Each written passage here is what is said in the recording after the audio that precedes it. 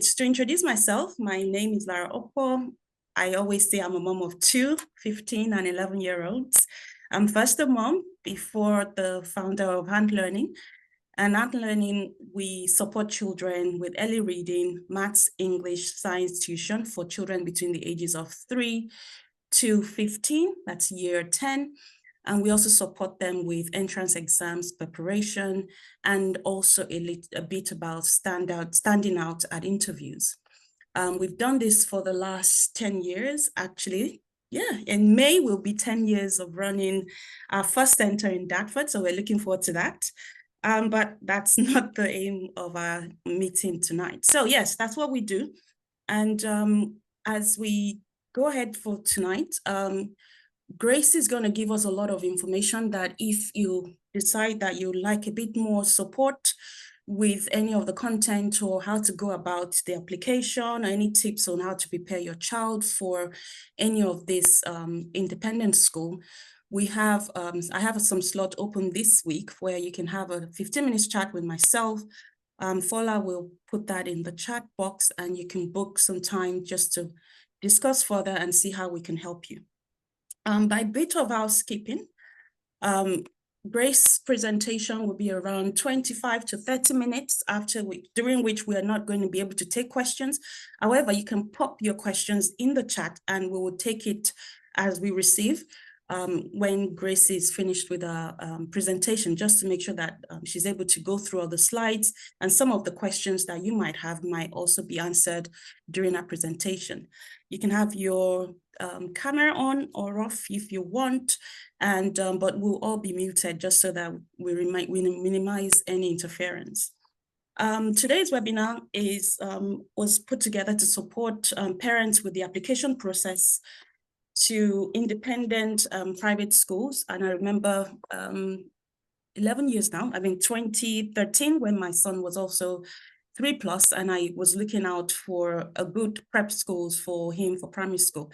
So as much as Grace will give us a lot of breadth of knowledge and experience as an education consultant that she's done supporting families for the last 20 years, we will still recommend that you do your own research, you know your child best, and you know what will work for your child in the best environment, and also an environment where they will thrive, enjoy school, and have the best education and childhood ever. So by way of introduction, I'm going to introduce our guest speaker today, Grace. Thank you so much for having us today.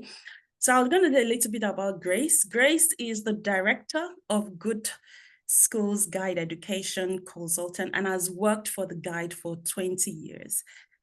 Grace has 10-year career at the bar, taught classics at Sussex House School for years, and her extensive expertise includes London schools, state and independent, and boarding schools across the UK.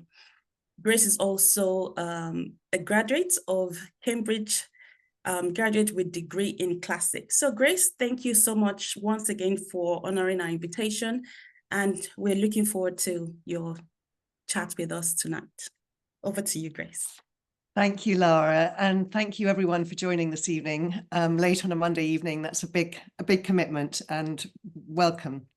As I just tell you that I'm joining because everyone was asking where we were joining from, and I didn't put it in the chat, but I'm joining from Acton in West London, where I live. And as Lara said earlier, the thing about the Good Schools Guide and all of us here is that we're all parents, and I'm a parent too of 4 children.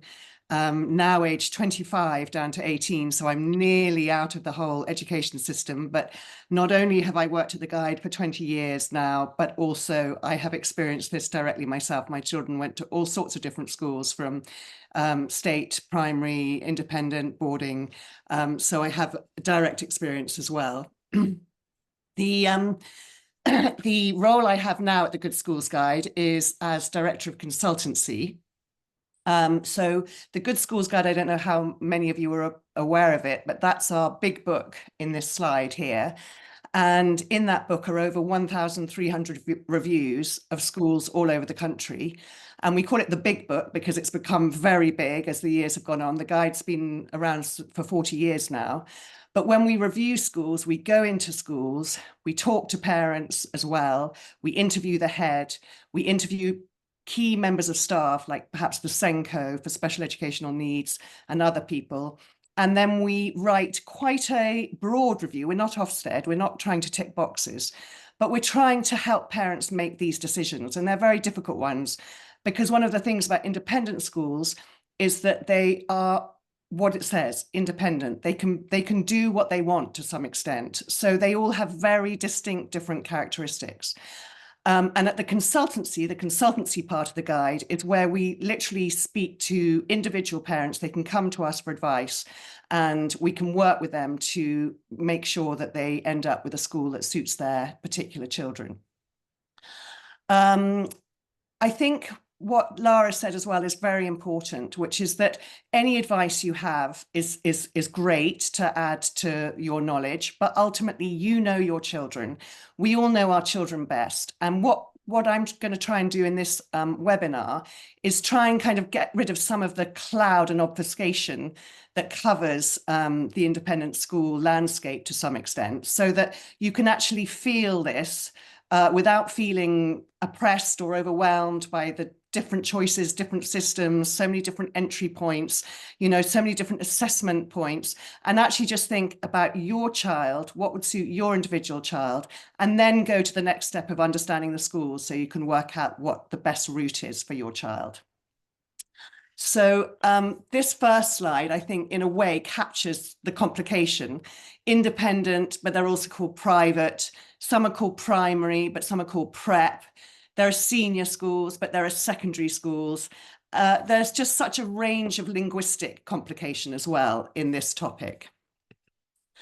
So just giving you an overview of the different stages in the independent education system. As I said earlier, to some extent, independent schools are exactly that. They can sort of do what they want. They can go beyond the curriculum, introduce sort of compulsory activities beyond the curriculum, which you might not get in a school that's maintained by the state. They can select according to their own criteria. It might be academic, it might be something else. And so what's complicated is that there is a myriad of different sort of systems, options, and so on. They generally, and this is very generally, you might have a pre-prep, which would go from 4, which is reception age, to 7 or 8, which is year 3 or 4.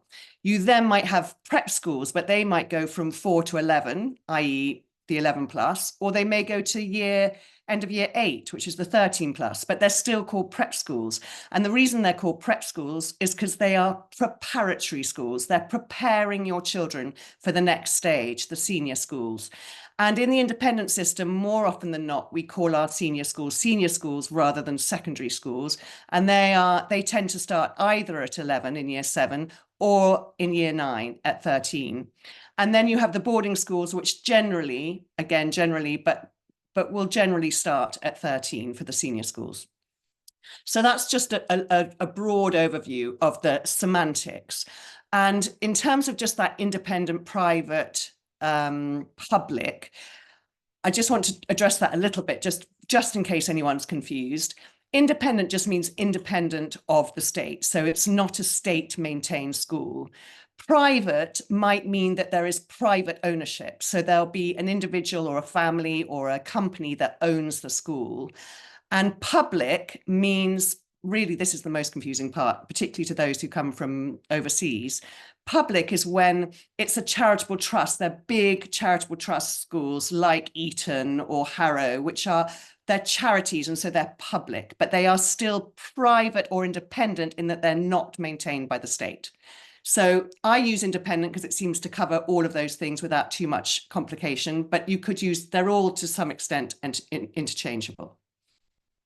So then just looking at the overview of what's beyond just the UK schools, obviously you've got international schools as well, which tend to be either an international curriculum like the MYP, the Middle Years Programme, and the IB, the International Baccalaureate, or they might be particular to a particular country, like the American school in London is very high profile, but you also have the lycée, the French schools, and so on. And I think it's just important to be aware of these schools because, of course, they are also private. They have their own system of admission, and they just are part of the landscape. So the question then is, why do people tend to choose independent schools? And I think one key thing is this element of choice. Because obviously, if you go down the state school route, you really are limited normally to your local school, or if you're religious, you might have a bit more choice. But ultimately, I think with independent schools, people feel that they, as long as they have the purchasing power, obviously, they have that element of choice, and it's all just about whether their child is suited to that school. I think the extracurricular is a huge bonus. Most independent schools expect to be able to provide a broad extracurricular program, and that would be primarily sport, music, art, and drama. Small class sizes are a huge plus. Most independent schools, again, don't normally go beyond 20, 23 in a class, and obviously much smaller class sizes once you get to A-level and the more specialized school years. I think a lot of people regard independent schools as giving a good pathway to either senior school, if it's a prep school, or to university, not just in terms of getting into a good school or a good university, but also in terms of preparing them as the whole person. I think an independent school quite often looks at character education.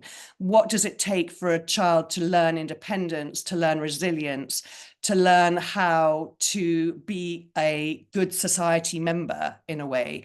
So these whole thing, sort of the whole child education, is very much part of what I think most independent schools feel that they want to deliver. And then I think realistically, because the class sizes are small, the child in the middle, the child who's not necessarily the brightest, but nor are they struggling, can often get overlooked in a big class size. So I think that's another advantage that the independent system can offer. And obviously the resources that they have and the ability to choose where to spend their money. And a lot of people would say that the cohort, so other children in the class who want to, whose parents at least want them to be there, are investing in their education. So the behavior, classroom control type elements can often be more easier to manage in an independent setting.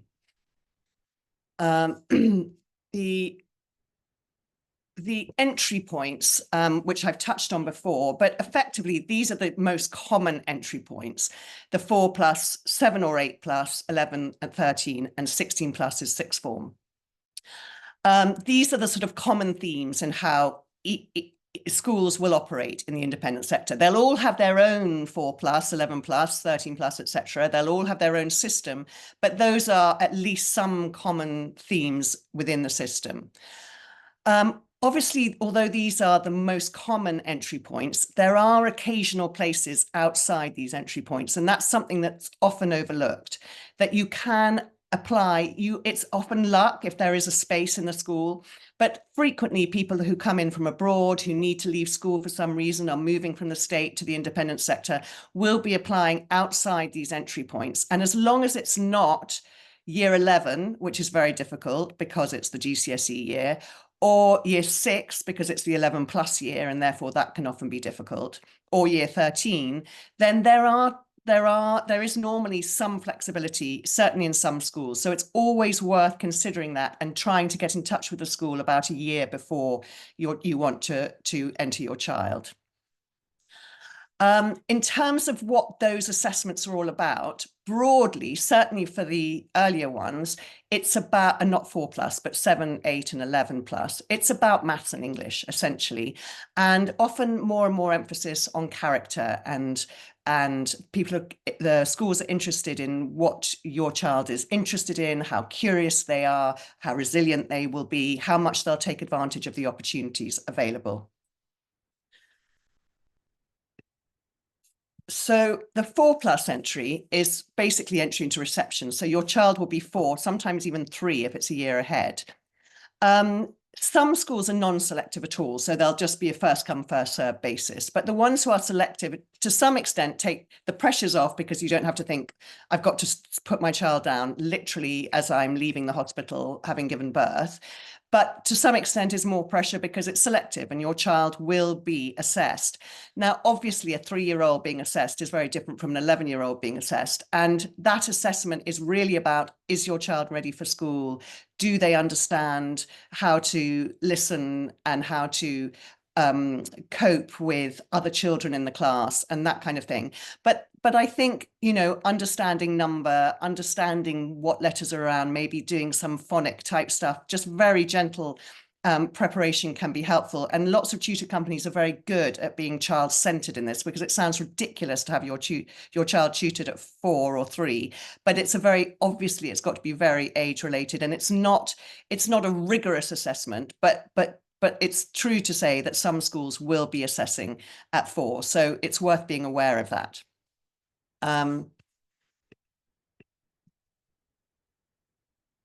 7 or 8 plus. Now, this often is the case for very academic schools. So schools in London that are, you know, super academic, and I'm sure most of you will be aware of them, places like St Paul's Boys, Westminster Under, King's College School, Wimbledon, they will have a 7 and an 8 plus entry. 7 plus is the more common, that's going into year 3, but there'll be still a few places going into year 4 at 8 plus for perhaps the child who's younger in the year, so not born between September and December, but born after that, particularly summer babies. They might be more suited to the 8 plus. And that is a maths English assessment and an interview. So it's almost like a mini 11 plus. It's not for the faint-hearted.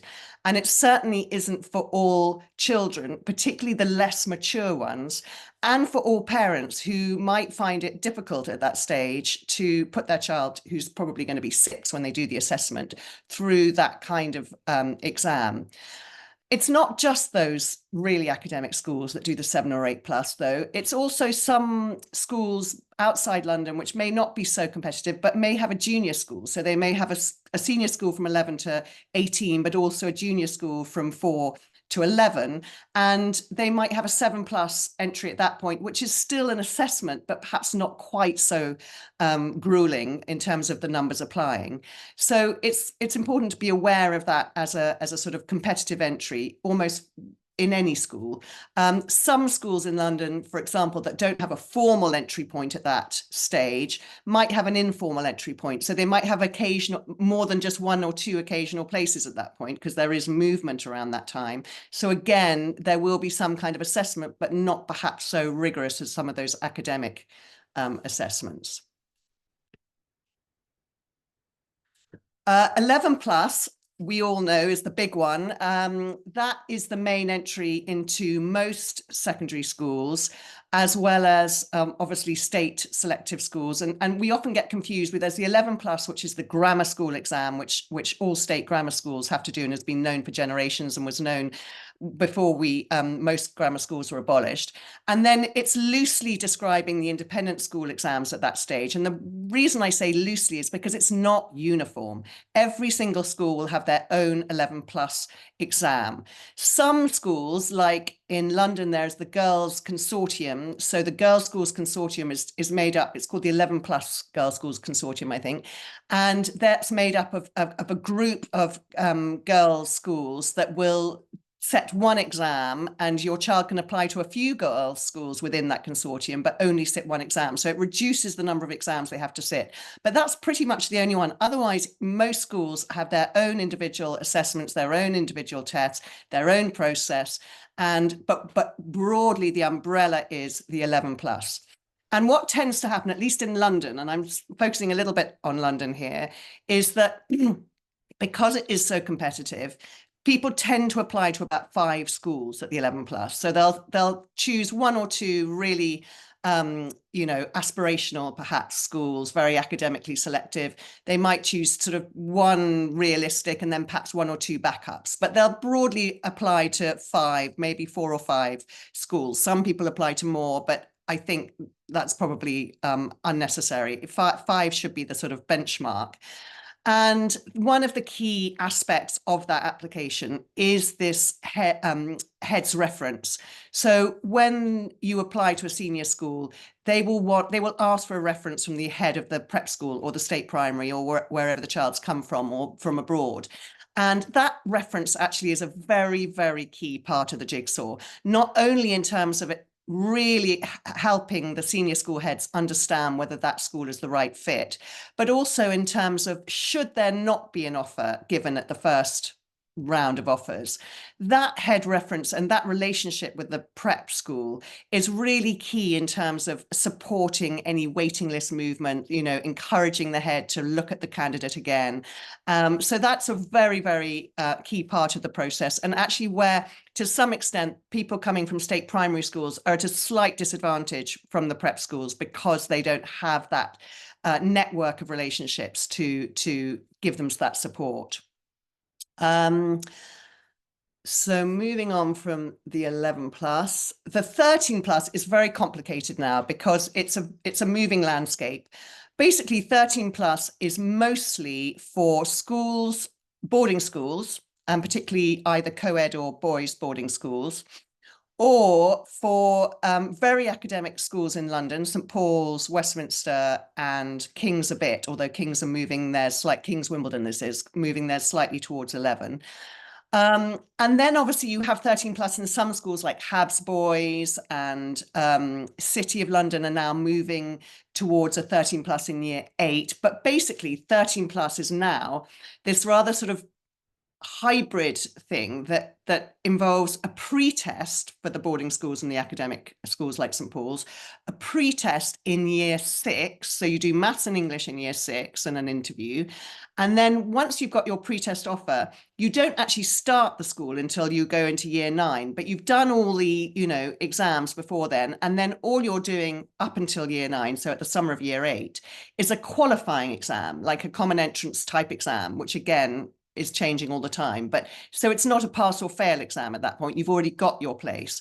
But what the pre-test and the 13 plus is quite sort of attractive about is that it's not a pass and fail. It's not so blunt an instrument as the 11 plus, because if you're not quite ready for, say, Eton College at aged 10, when you do this pre-test, they might say, and the prep school head might say, well, actually, you know, this boy, he's not quite ready, but he's got a lot going for him. He's really good at rugby, and actually his maths is really coming on, and let's keep in touch. And so the school and the prep school head keep in touch, and actually, lo and behold, by the time he's 13, he might well have his place. So in a way, it's a kind of much more forgiving process. Some schools, as I said, don't do a pre-test type 13 plus. They do an exam in year 8, and it's a much like Habs Boys does that, and City are moving to that. So, you know, again, horses for courses, you have to check each individual school, but just be aware that that is another moving picture at the moment, the 13 plus. 16 plus is obviously the entry into sixth form.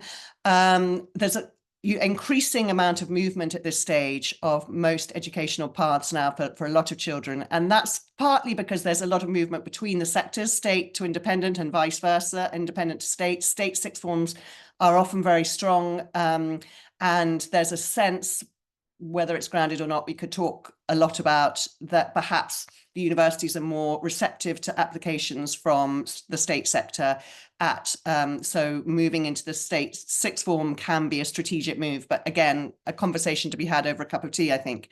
So basically that move at 16 plus into the independent sector does involve quite a lot of assessment. So because by that stage, you're going to be looking at A-level choices, and you may well have exams in each of your A-level options. You might have interviews, specialized interviews with subject teachers in those subjects. Obviously, they'll look at predicted grades for your GCSE. They will then make you an offer dependent on your GCSE results. And depending on the school, that could be as little as 5 6s, but it could be as much as 10 9s. So a lot of variation, and a lot of variation in the kind of testing that takes place at that stage. All through schools, there are some schools that literally you go in at 4 and you carry on, and it is just a school that goes all the way through to 18. But there are more and more schools that have a junior school and a senior school. And I know there are a few people who, when they registered, mentioned schools that have a prep school and a senior school. And one of the advantages, and even the most academic schools in London now, like St Paul's Junior, you automatically go into the senior school. Sometimes there's a few words said, look, perhaps you're not going to be able to cope, but it's a very, very small number that has that kind of conversation. And the understanding is that if you go into a school in the junior section, you will continue through to 18. I think there's the huge pro for that is that it takes away all the stress of those admissions, 11 plus, 13 plus, etc. You're just there and you can relax. A big con, I think, is that back to what we said, both Lara and I at the beginning about knowing your child, is that your child at 7 may be a very different creature at 16, and that's the school might not necessarily be the right fit at that stage. And the other sort of chink to that is that you may well find your child is a rebel or a real, do-gooder or whatever it is, and is slightly put in a box like that, and then hasn't got the chance to actually be themselves and feel that they are who they really are. And I think a change can be very beneficial in those circumstances. So think carefully about those all through settings. So I've just briefly highlighted these 3 schools here. I've mentioned St Paul's a few times, St Paul's and St Paul's Juniors. Wimbledon High was another school that some of you mentioned, and St Dunstan's as well. The point about London, and I think that's probably coming through already in what I've said so far, is that it is peculiarly competitive. And even the schools, St Dunstan's is not St Paul's by any stretch, but even St Dunstan's, which isn't so academically selective, because it's very popular, it's doing well, it's got a very strong ethos, a strong character, people like what it has to offer, it's competitive to get into. So London is just competitive. Now, the heat might be coming out of that market because of all the different things that are going on at the moment, and not least the birth rate falling, which I think may well have an impact on the numbers applying. But certainly at the moment, the London schools it's a bubble that is very different from the rest of the country in terms of the processes and how difficult it is to get into these schools. Out of London, these were schools in the suburbs, and these were all schools that were mentioned by some of you when you registered. It's very different outside London. Obviously, you need to look carefully at the provision. Are there sort of bus networks? Are there many children that are commuting? Is it more local? Is it going to be tough to go to matches, to go to concerts, whatever it might be? But a lot of these schools actually the heat is slightly less intense because of the fact that they're just a bit further away, and are definitely worth looking at. Most of these we review in the guide. I don't think we review St John's at the moment, but all the others we do. But they all have their own characters. So Haileybury is very much a sort of old-fashioned boarding school to some extent, but it has become increasingly day. Epsom pretty much the same, but probably even more day now. So always get under the skin. Don't just look at location and how easy schools are to get into. So these are schools, again, that were mentioned by you when you registered, and these ones are a bit further away. Sevenoaks and Rochester, both in Kent, very different schools. Sevenoaks, very academic, only does the IB at A level, has a 11 plus entry, but also has a 13 plus entry, 13 plus mainly for the boarders and those who live further afield, but also has a very local day set up as well. So if you're going in at 11, you're more likely to be surrounded by lots of people who live locally to the school. Going in at 13, it will be a different demographic, but a very academic school, a very exciting school, and a very outward looking school. Rochester Independent College, completely different, just much more nurturing, not academically selective at all, a whole different approach. And then Perth School is in Cambridge, and the other 2 in Cheshire. So each Perth School is very academic, actually. You might as well be a London school almost. The other 2 will have, again, their own characters. But each school will have their own admissions process to some extent. Whether they have the same kind of pressure and difficulty and forward planning, the forward planning that is necessary with those sort of competitive entry will largely depend on what others, like, for example, I don't know Macclesfield, the King's School in Macclesfield so well, but the character and the pressure will depend on what other school provision is like in that area. Is that the school that everyone wants to go to because there's nothing else like it? Is it the only good school to go to if you're a brilliant computer scientist? You know, and these are the sort of things you kind of want to check out in assessing whether, you know, how much prep needs to be done beforehand. So I just wanted to talk a little bit about the ownership of schools, because I think it really matters now. I mean, it's always mattered in the sense that it puts them in a different light. But this is a very fast-moving landscape at the moment, particularly with the introduction of VAT on school fees, but not just that, other financial pressures like the teachers' pension scheme, national insurance contributions, and so on. A lot of schools are under very deep financial pressure. And there have always been, and I mentioned charitable trusts, and I mentioned the big public schools that are charitable trusts, but plenty of schools have charitable status. And that means that any money, any revenue goes back into the schools. So any profit that may be accrued goes straight back into the fabric of the school, the teaching, all the sort of elements that make up a school. Once you have private ownership, and I mentioned St Paul's as an example of a school with that has charitable status, but Kew House and Maida Vale, both of which are in London, both secondary schools, both have affiliated prep schools, but they are both privately owned, private company, private family company. And again, that will set a different ethos. They don't have to put the profits back into the school. They may decide to, but they don't have to, whereas the charities do. And then more and more, we're seeing these school groups, you know, they've been there for many years, but they are really becoming dominant in the market now. And I'm talking about Cognita, Inspired, Duke's Education, and various others. And again, sometimes one has to look at what is the ethos of that school group, not just of the school, but of that school group. Obviously, each individual school will have its own character, but the school group will be, you know, they hold the purse strings and they'll be deciding where to spend the money and what are they about. Very important to look into that. So the assessment process, just to go back to this briefly, as I've said, 11 plus and 7 plus are probably the most common. So they're the ones to really check out. Normally you'd register a year before entry and check for registration dates. You don't want to miss deadlines because the schools are, especially if they're very oversubscribed, will just say it's too late. That registration just simply means a very simple form. You fill in, it's basically name, date of birth, what you do for a living. You know, it's very functionary. There's nothing complicated about that form.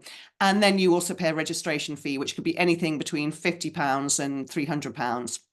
And that normally is done a year before entry. Once you're in the system, the school will then be in touch about the process. They'll be in touch about assessments, when they're going to be, what they're going to involve. They might even direct you to their websites for any past papers or any helpful tools to help you prepare for that. As I said, most exams at that stage are maths and English. Sometimes you might have reasoning. Again, the schools might say these are useful materials to prepare. A good tutoring company like Ant Learning will be definitely able to help with what kind of materials you need to prepare, whether there are any gaps in your child's learning at that time, whether there's anything they need to catch up on.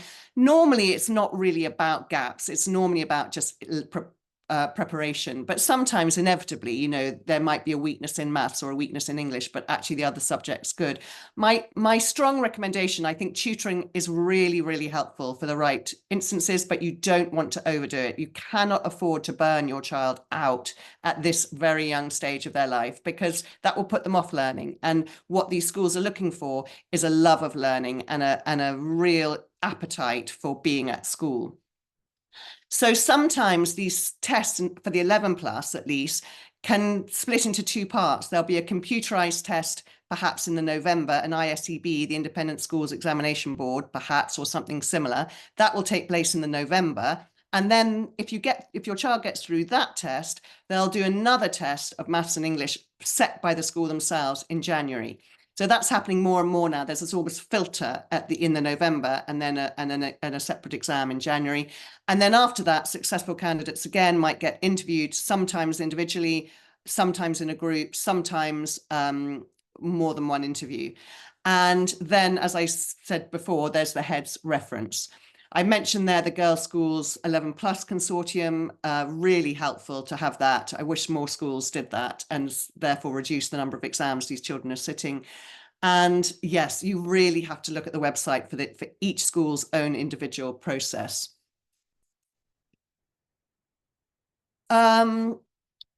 So these are the sort of tests, as I said, the maths and English reasoning, the interview, the heads reference, offers and waiting lists. So basically what tends to happen is that a lot of people will get an offer from lots of schools, and some people will get maybe an offer, maybe a waiting list, and maybe a few rejections. Very few people, if you're doing it strategically and you're well prepared and you've had good support, will get no offers at all. That very rarely happens. And if it does happen, if you're in a good prep school, they can help you and sort it out, and all will be well. So I don't go into this thinking, oh my gosh, we might not get anything. When the offers come through, that's when I was explaining the heads can start working the waiting lists and supporting you, advocating on your behalf with the schools. And there's a lot of sort of horse trading goes on at that point.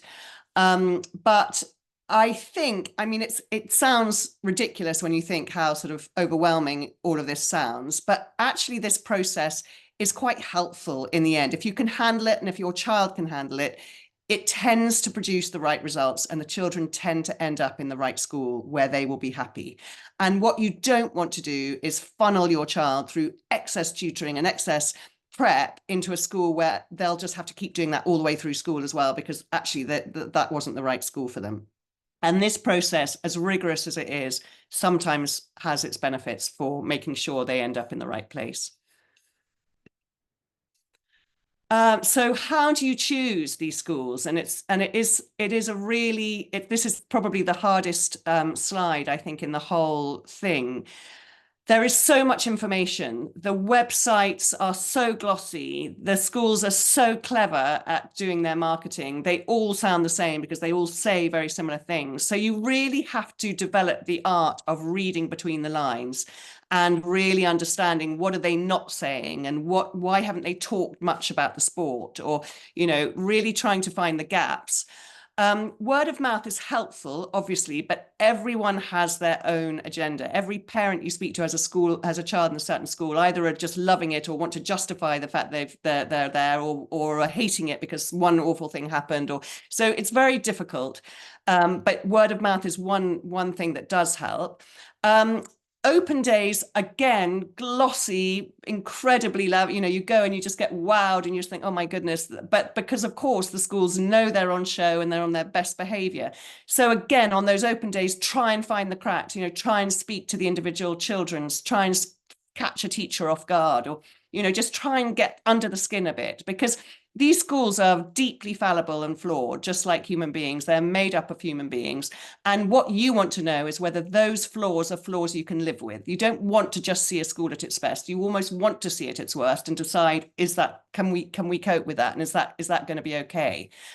As Lara, again, and I'm going to keep coming back to that, put your child front and center here. Try to ignore all the questions about brand, about status, about academic results, about league tables. All of that is nonsense. The thing that really matters is what your child is like and whether that school will meet your child's needs in such a way that they will flourish. Academic results are literally just so irrelevant, because if your child is happy, they will do well. So don't get blinded by league tables and data if you can avoid it. And I think if you keep your head, and it's not easy to do because it's a big investment. This is a big investment. School fees are not, have never been more expensive. And your child is obviously your most valuable possession. So you really want to spend, to do this research wisely. Speak to independent people, speak to the people who are tutoring your child as well as their teachers. Try and get a balanced sense of what your child is like away from you, because your children are very different when they're not with you. And yeah, don't get blinded by facilities either. They're just simply, you know, there's been a facilities arms race in the school. And of course, it's wonderful to have amazing playing pitches and so on. But if they have to be bused to another playing field, then that's fine. If the teaching is brilliant and the ethos of the school and the spirit of the school works, that's the thing that matters most. And unfortunately, that's the hardest thing to identify. These are just some schools, again, that you mentioned when registering. Those first three, Sydenham, Putney High and Wimbledon High, are all Girls' Day School Trust schools. They have that in common, but actually they all have their own different processes, and none of them are part of the 11 Plus Consortium, Girls' School Consortium. I would say that they are all academically rigorous, but probably not that really competitive tier, which Highgate and St Paul's are. Highgate and St Paul's are probably academically the most competitive in this list. Again, very different creatures though. Highgate co-ed, and with all that kind of very progressive sort of atmosphere. St Paul's, you know, incredibly strong in STEM, very competitive boys. And then St Dunstan's, very broad, and Epsom College has this lovely sporty kind of sporty ethos, but is also academic, and these kids are very independent and very self-sufficient. So just in a nutshell, I thought I'd just give you a sort of overrun of what those schools are like, as they were mentioned. And this is the very long list, so I'm not going to get through those, but those are all the other schools that you were mentioned when you registered. And fortunately, every single one of those, bar 2, are reviewed by us in the Good Schools Guide. And so please do read our reviews of them. I've just done a quick resume here of which entry points they have and so on, and whether they've got a junior school. When they're not reviewed by us, it's sometimes because we just haven't thought that they merited a review. Sometimes it's because they are relatively new and we don't think that they've settled and consolidated enough. Just because they're not in the guide now, it doesn't mean they won't be in the future.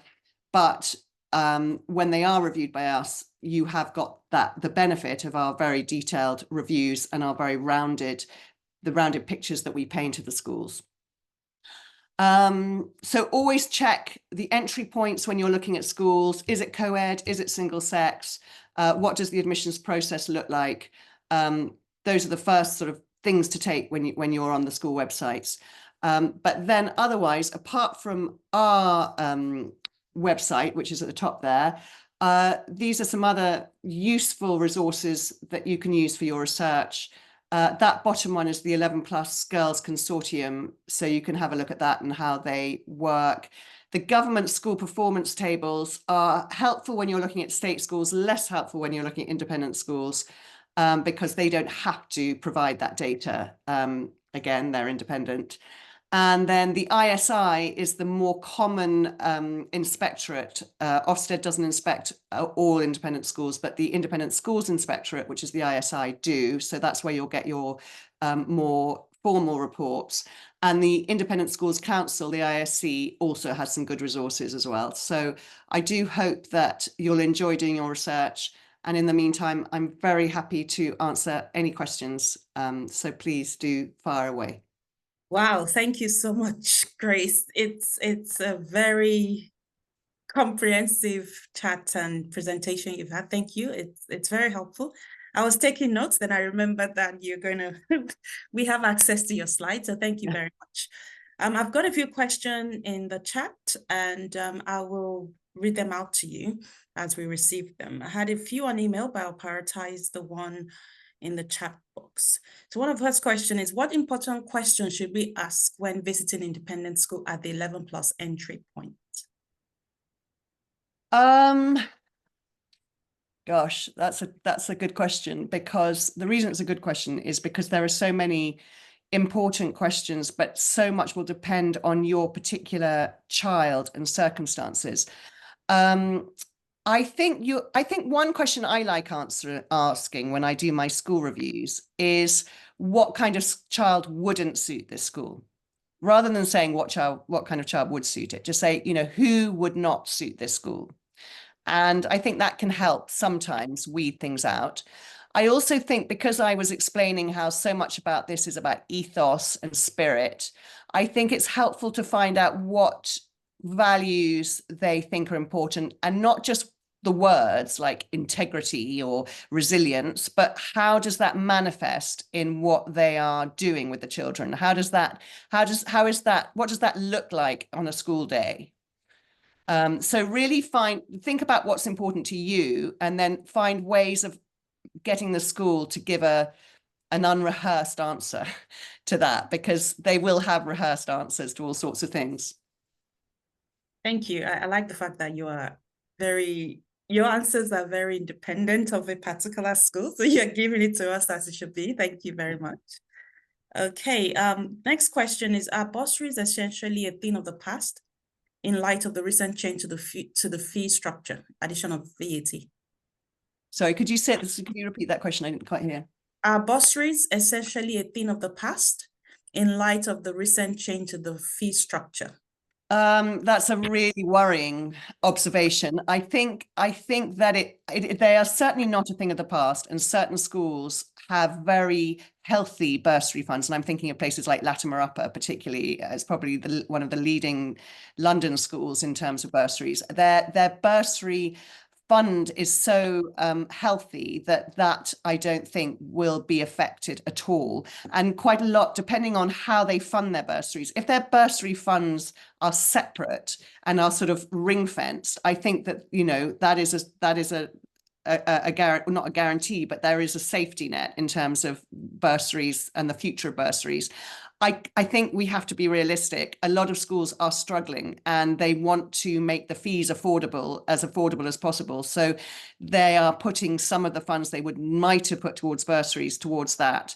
And so I think realistically, it's not something people should rely on at all. And I mean, schools generally are really focusing on families who have a real need. So it's always been difficult for the squeeze middle to get a bursary either way. And I think it will become more difficult for the squeeze middle.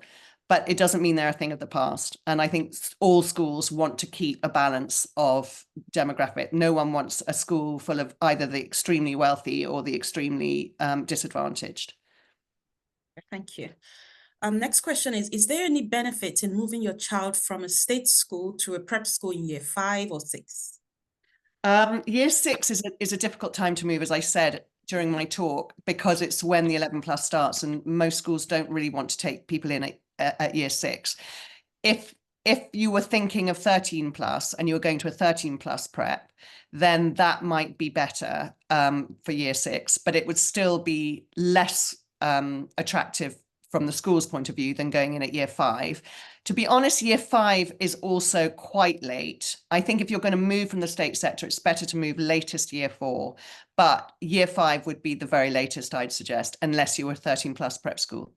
And the advantage of doing it, if you're going to go to an independent senior school, is that you might have more support in the way that I described, from the head, from the networking, from the head's reference, and that kind of thing.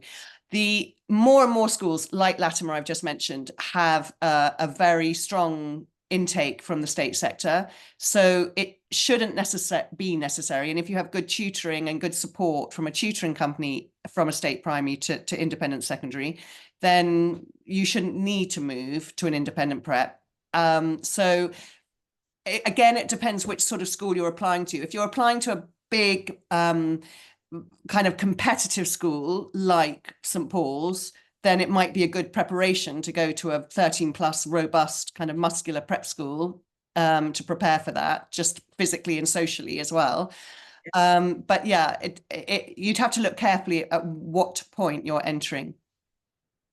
And I would have just had a little bit to that. Just think about your child as well, because apart from the academics, the social part of things, making new friends, settling in a new school at year 5 could be a big challenge. So just have a think about that. One of the questions, how can I get a copy of the Good Schools Guide? So if you go to our website, You can either use our website, which actually is always updated, certainly in terms of the summary. The reviews are updated every 3 years, but the summary information, so all the data is constantly updated. So you can either use the wealth of resources on our website or you can buy one of our books. The big book is, we're no longer going to publish the big book because it just got too big. So we're sadly, that is a sort of almost a collector's copy, the one you saw on my slide there. But we have 2 London guides and we have a boarding guide. So have a look on our website. We have the bookshop there on there as well. And do call us if you need any help. Okay, great. I'm just going to read one from our email. Is there an advantage to move your child from a state grammar school, this is secondary school, to an independent 6th form? Is there any?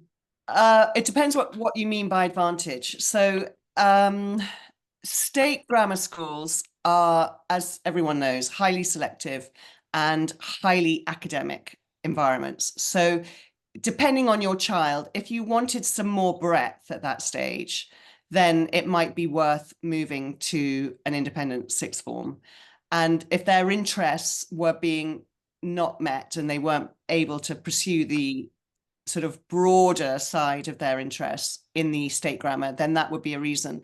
In terms of applications to universities and so on, I don't think there would be any obvious advantage, depending again on the schools. These are all very individual, and I'm talking about the state grammar schools as well. They're all individual entities, so it depends slightly on what their provision is like and what their support is like for university. I mean, there is an argument that in terms of Oxbridge and all of that, you might be better off staying in the state grammar. But again, that's what I said we should have a cup of tea and talk about, because I think a lot of people are under the impression that they were more likely to get, their child is more likely to get into Oxbridge if they're from the state sector than from the independent sector. But actually, I think they're more likely to get into Oxbridge if they love their subject and they're very good at it. So it depends where they're going to do that best. So I'm sorry, that's a bit of a roundabout answer, but I think that's the best I can do. Okay. Please, can you compare, if you can, Palmer's Green High School with St. Margaret, girls versus co-ed? St. Margaret's with where?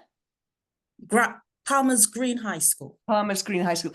I mean, I don't want to do that here because that makes, I'd want to kind of think about it and read my reviews and so on. But basically, yeah. Palmer's Green it goes to 16. So it doesn't have a 6th form. That makes it a very different kind of offering in a way. I think they're both very nurturing. And I think all these schools you really have to going back again, you have to think about your child, what their strengths are, what their weaknesses are, which kind of those 2 schools, which of them is going to make them more confident, because confidence is everything in a child and in an adult. And I think that's what, and Palmer's Green is a very nurturing small school, no 6th form. If she's very shy, very unforthcoming, needs building of confidence, it might be Palmer's Green that would be more suited. But the way I compare schools isn't by like one's very good and one's not. It's about what is the characteristic of that school and what is the characteristic of your child.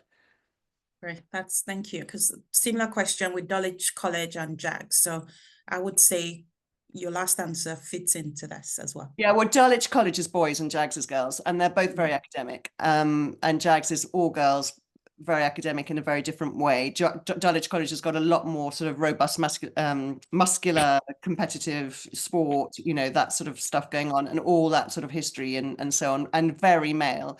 JAGS is I think comparable, probably on the London landscape. JAGS is comparable to places like Godolphin and St. Paul's, but just in a different area.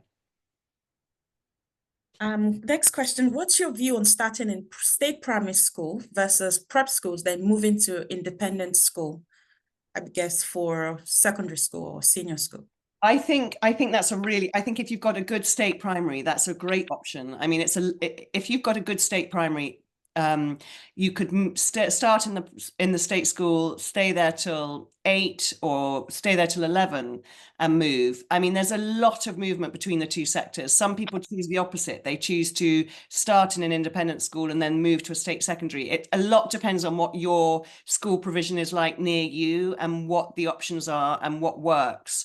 But it's certainly that there's lots to be said for mixing the 2 sectors. Okay.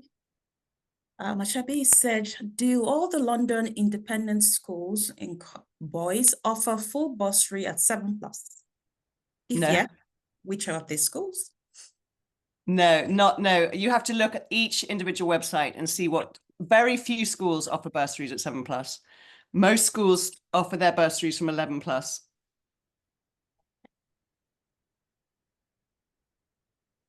Do children fare better in co-ed school when looking at social and economic advantages?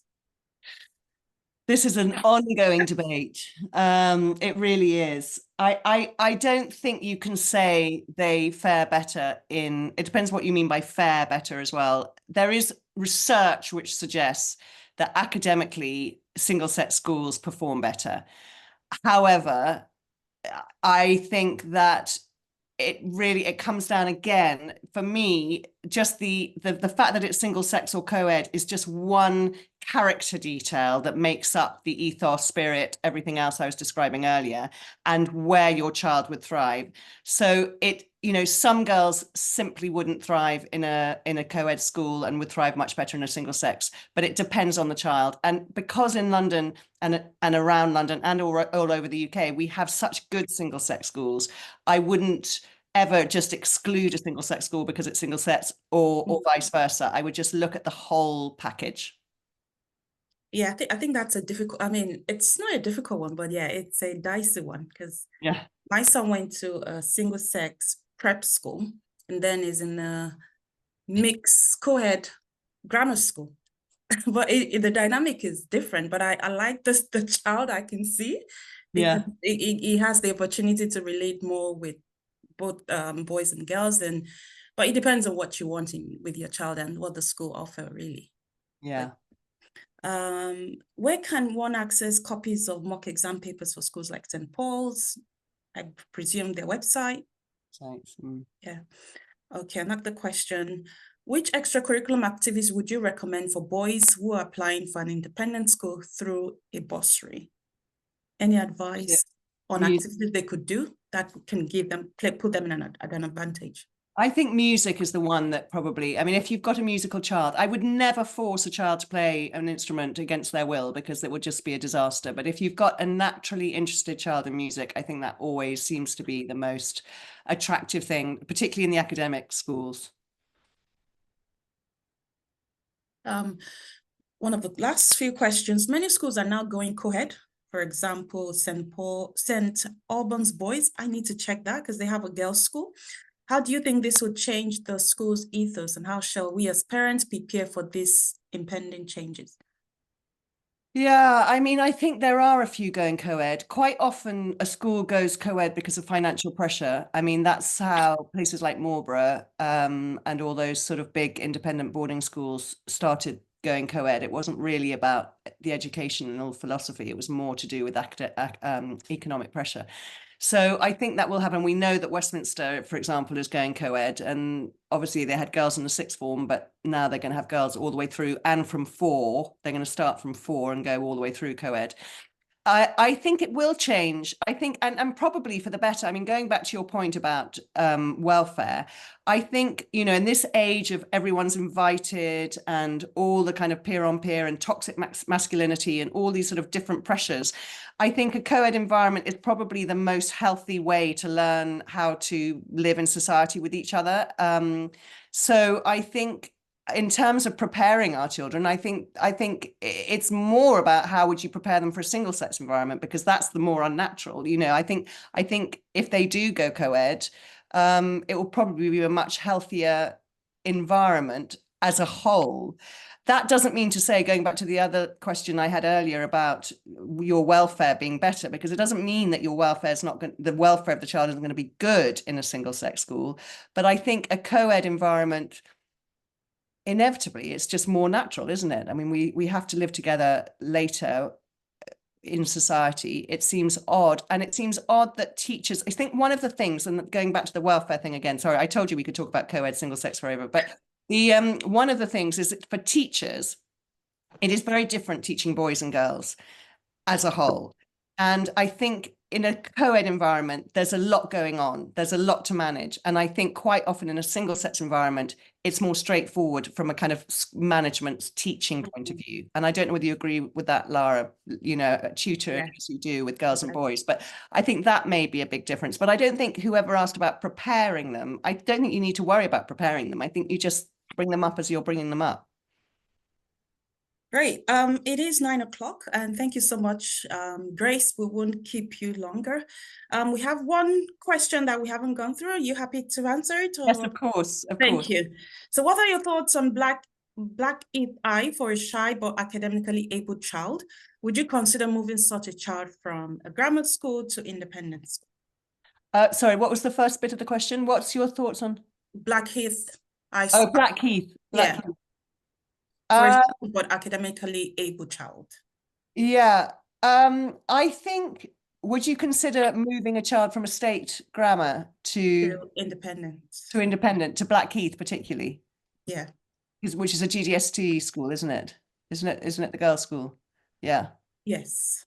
I certainly would. I mean, I think one of the things that pastoral care, and we didn't really talk about these in the slides enough, but pastoral care is an absolute, you know, linchpin for all these schools. It's so important. And if the state grammar is high pressured, very competitive academically, very unforgiving about results, which they can be, because after all, their whole existence is about results, really, and what they look like in the league tables, and your daughter is struggling with that, I wouldn't hesitate to think about moving her from a state grammar, if you can afford it and if it's an option, to an independent school. I think what has to be at the center of this is your child's happiness, all of this, not results, not whether the school is, you know, going to get her into Oxford. It's about how happy she is. So if there's any question around any kind of pastoral issues, I would certainly be considering that.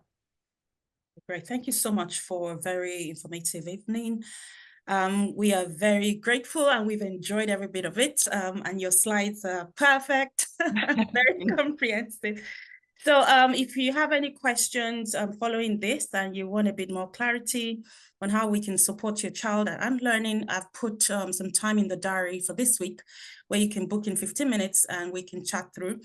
One of the things that is very important to me as a mom and as an educator is that the children must be happy, the children must thrive in the schools that we want them to go, and the decisions we make for our kids must actually have them at the center of everything we do, so that we want a happy child that would enjoy their childhood, because I did enjoy mine, so I would like all our kids to enjoy theirs. So thank you once again for giving me an hour of your Monday evening. It's time to go to bed and have a good evening. Thank you so much, Grace, for honoring our invitation. And thank you once again to all our parents. Have a good evening. Thank you. Thank you, everyone.